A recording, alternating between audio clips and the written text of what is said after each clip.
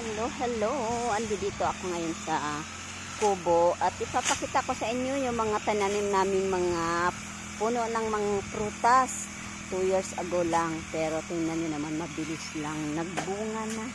Kaya ipapakita ko sa inyo ang mga tinanim namin. Una, ito, guyabano. At syempre, may bunga na. Ayan. At ito pa, ang dami ng bunga. At higit sa lahat, ayun sa taas. Ayun sa taas, ang laki-laki oh. Bukas kukuhanin ko na yan, ayun. Ang laki-laki. Hinog na siguro yan. Ayan, di ba? Nakakatuwa lang yung mga tanim. Ayan, saging. Nagtanim na rin kaming saging saba. Ayan, malapit na po siyang mamunga. At ayan ang mga langka. Oh, sorry. Ayan, langka. Mga tanim yan. Mga ilang buwan pa lang naman yan. Patatanim-tanim lang. Kaya lang kinain kasi ng baka. Kaya umano siya. Nawalan ang lumiit. At ito pa, ang guyabano. Mga tanim ko yan. Mga guyabano. Kasi may favorite guyabano. At ayan, balimbing. Na tinanim ko din. O, di ba malapit nang mamumulaklak. O, di ba bilis lang. 1 taon pa lang, wala pa nga 1 taon. Ayan na siya. Ang bilis lang. Ayan ang bayabas, puno ng bayas. Maraming bunga, maraming hinog.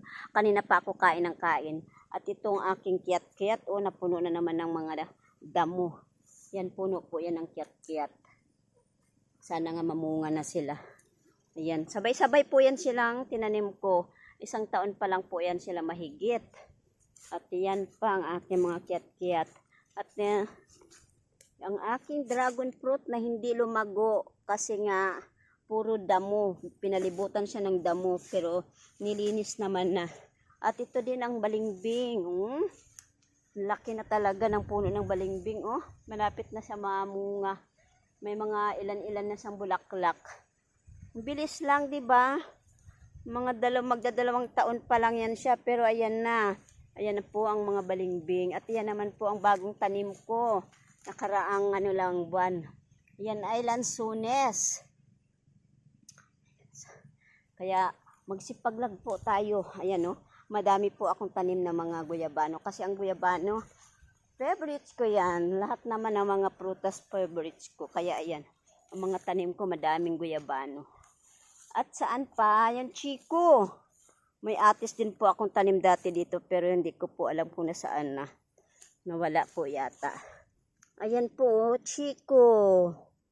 Ayan, chiko po yan. Bagong tanim ko. Sana lumago siya at lumaki.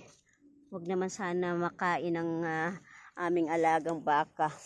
At syempre, mayroon din akong mangustin. Kaya lang, hindi rin nakasurvive sa init. Nitong nakaraang init.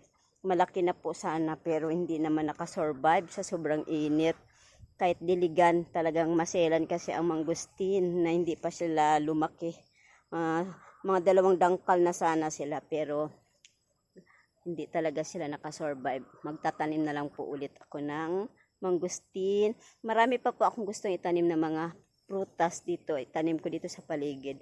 Kaya magtanim po tayo para may aanihin tayo. Madali lang naman magtanim. Thank you for watching.